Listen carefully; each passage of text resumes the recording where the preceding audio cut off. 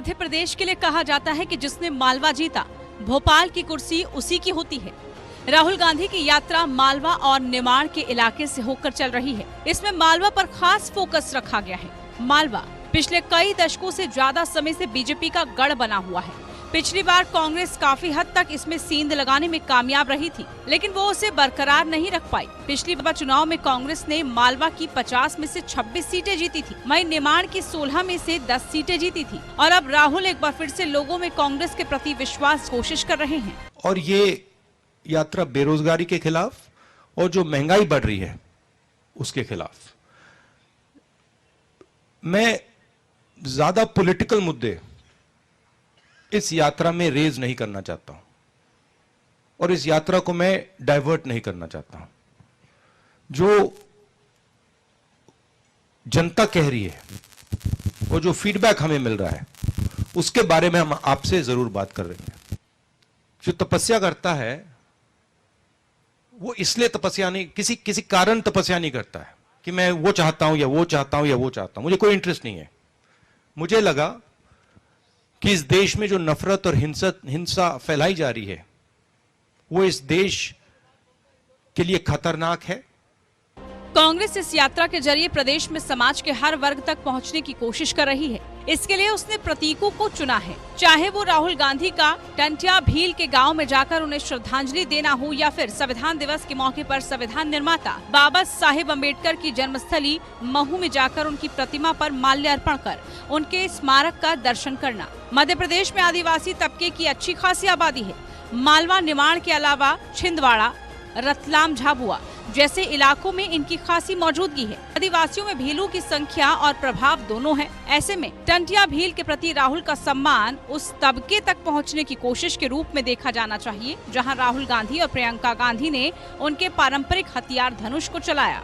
दूसरी ओर महू में अंबेडकर के जरिए सूबे के दलित समुदाय को साधने की कवायद के रूप में देखा जा रहा है। इस दौरे में राहुल ओंकारेश्वर और उज्जैन के महाकालेश्वर के दर्शन कर सॉफ्ट हिंदुत्व देने की कोशिश कर रहे हैं। दरअसल ये दोनों ही मंदिर शिव के 12 ज्योतिर्लिंगों में से एक है। वहीं बीजेपी का गढ़ बन चुके मध्य प्रदेश कारण जमीन पर संघ मौजूदगी कही जाती है। प्रदेश में संघ का तंत्र और उसकी पकड़ दोनों ही बेहद मजबूत है। लोकसभा और विधानसभा चुनावों के नतीजे की पुष्टि करते रहे हैं। 2014 में बीजेपी ने राज्य की 29 सीटों में से 27 सीटें जीती थी, तो वहीं 2019 में 28 सीटें।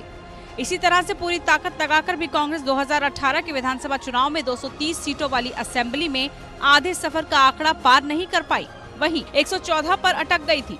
15 साल एंटी इनकम्बेंसी के बाद भी 109 सीटें निकाली थी, जबकि 2013 में बीजेपी को 165 और कांग्रेस को 58 सीटें आई थी। मालवा में पिछले कई सालों से बीजेपी का अगर मजबूत गढ़ बनता गया है तो इसके पीछे एक बड़ी वजह इस इलाके में कांग्रेस के मजबूत नेतृत्व का अभाव भी रहा है। बीजेपी में जहां सुमित्रा महाजन और कैलाश विजयवर्गीय जैसे नेता मालवा की राजनीति करते रहे, तो प्रकाश चंद्र सेठी के बाद कांग्रेस में मालवा से कोई कद्दावर नेता नहीं उभरा। पिछले 3 दशक से भी ज्यादा समय से ये इलाका कांग्रेस के मजबूत नेतृत्व के लिहाज से तरसता रहा है। यहाँ कांग्रेस को कमजोर करने में खुद प्रदेश की राजनीति और गुटबाजी का बड़ा हाथ रहा है। दरअसल कांग्रेस के भीतर की आपसी राजनीति और गुटबाजी ने यहाँ नेतृत्व उभरने नहीं दिया है। नेतृत्व के लिहाज से मालवा में कांग्रेस में इस सूखे के पीछे जानकार पूर्व सीएम दिग्विजय सिंह को मानते हैं। उनके बारे में कहा जाता है कि उन्होंने कभी यहाँ नेताओं को पनपने ही नहीं दिया। कभी यहाँ से महेश जोशी जैसे फायर ब्रांड नेता हुआ करते थे, जो यूथ कांग्रेस के राष्ट्रीय महासचिव होने के साथ साथ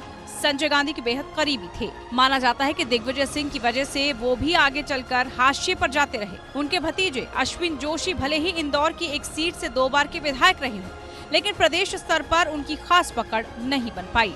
प्रदेश की राजनीति में यहाँ तुलसी सिलावट एक नेता के तौर पर उभरे, जो ज्योतिरादित्य सिंधिया और उनके पिता माधव राव के नजदीकी रहे। वहीं कमलनाथ सरकार में मंत्री बने, लेकिन सिंधिया के बीजेपी में जाने के साथ ही वो भी बीजेपी में चले गए। वैसे दिग्विजय कांग्रेस की मजबूती और कमजोरी दोनों माने जाते हैं।